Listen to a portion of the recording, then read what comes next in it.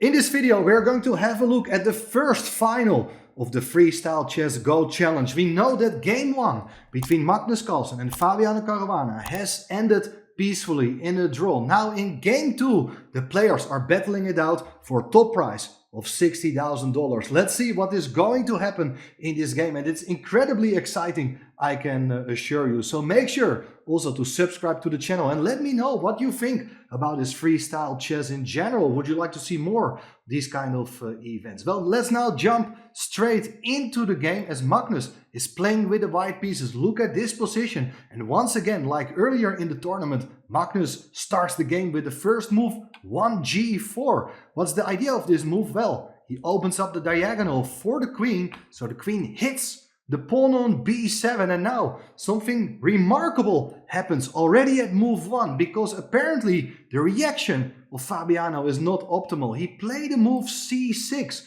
to prevent that queen from taking the pawn on b7, but it's not such a great move, and in hindsight maybe it's even better. Look at this, to castle queenside on move 1. This is only something you see in freestyle chess. The reason probably he didn't play it is because now after the move bishop g2, the pawn is threatened again. White is even threatening to give checkmate by taking that pawn, but now the move c6 is probably okay for black. Why is this a little bit better version than in the game? Well, with the bishop on g2, it is harder for white to get this queen into the game. Well, let's now compare what happens, because after the move g4, c6 is played, and look what white did now. Castling queenside. This is also remarkable that you can just castle while all your pieces are still on their initial squares. Black could definitely do the same here, also by castling queenside, but instead Fabi played the move g5. White goes for the move h4, putting pressure on that pawn on g5, and black thinks, okay, I'm just trying to maintain a grip. If you do take on g5, I'm able to take back with the pawn, the rook defends the queen, everything is under control. But now Magnus grabs the initiative in the center, places its first pawn there. Black did the same, also the pawn is there on d5, and now Magnus opens up the board with the move e4. The queen defends the pawn. Even if black would decide here to take on e4, you don't have to take with the queen. You can think also, okay, let's just try to recapture that pawn with a piece, with a minor piece. That's maybe a nicer thing to do. And all white's pieces, they are much more active, much faster being developed in this case. So Caruana felt like, okay, now the pawn on d5 is under threat. It's hit by the pawn on e4 and indirectly by the queen on h1. He decided to castle queenside. Now knight comes into the game, knight b3, and black also brings that knight out of the corner. Knight c7, knight c3. White continues developing, e6. Now it more looks like a French type of structure with pawns on e6 and d5 versus white's pawn center. But you see, white's position is more comfortable, more space. It's easier for the white pieces to maneuver. Bishop d2 played by Magnus, and here you got to be careful. White hits the pawn on g5 one more time, so the threat is to take, after which the queens can come off the board and the bishop can eventually take the pawn on g5. So therefore bishop e7 played, and Magnus, look at this, advances another pawn to the 4th rank. It's 5 pawns next to each other. Very ambitious play, and well, that pawn on h4 could have been taken, but it's not a great pawn. White is still having a very nice space advantage, and particularly these minor pieces, they are kind of stuck. So white has plenty of ideas to grab more space, maybe later on try to regain the pawn by playing something like bishop e1, bishop takes h4. Well, in any case, this didn't happen. Knight d7 was the move played by black, trying to maintain a grid, but here pawn takes d5 is a very nice move. Now there are various ways of recapturing. Well, all the moves, they have their own drawbacks. Fabi decided to take back with the c pawn, and now f takes g5, h takes g5, and white creates a protected passed pawn on the h file. Not that the pawn is going to run very fast. There are still enough defenders able to stop that pawn, but it's in the long run definitely going to be a source of problem for black. So knight b6 played.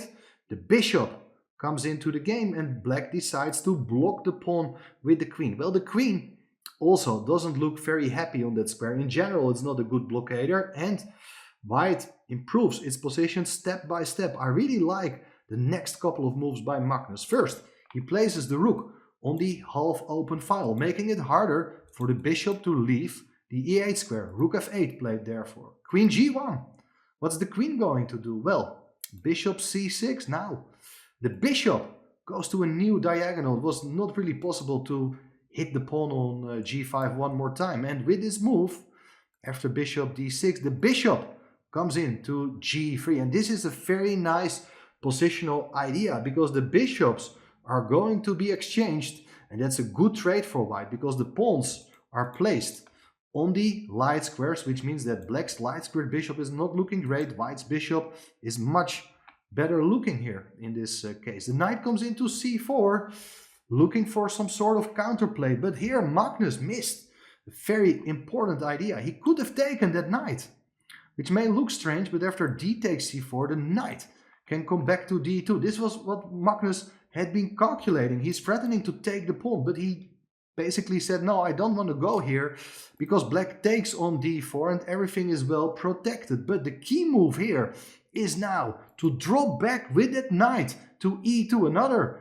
knight moving backwards, hitting the rook. The rook gotta go away. It cannot really stay on the 4th rank. After the rook goes away, then the pawn on c4 can be taken. And when that knight can come into c4, well, there are ideas even of playing knight d6. All white's pieces are looking fantastic. In the game, Magnus just played the move rook d to e1. The knight now goes back to d6. And of course, this is a small improvement. The knight is more centrally placed in the center.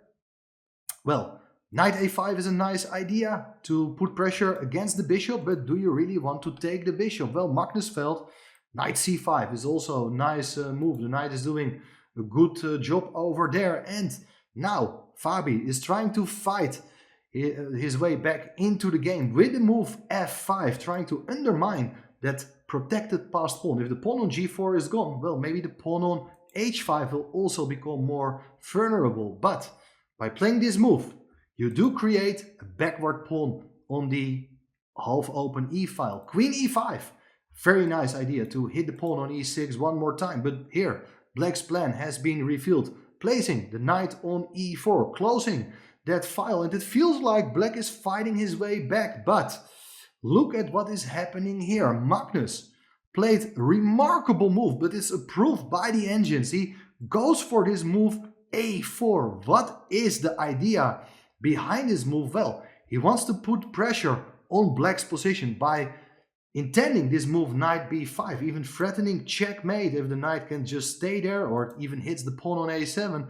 Remarkable idea, but there are a number of options. First of all, black can take on c5, but after taking back, well, there are even plans still to put a knight on b5. Well, very complicated line.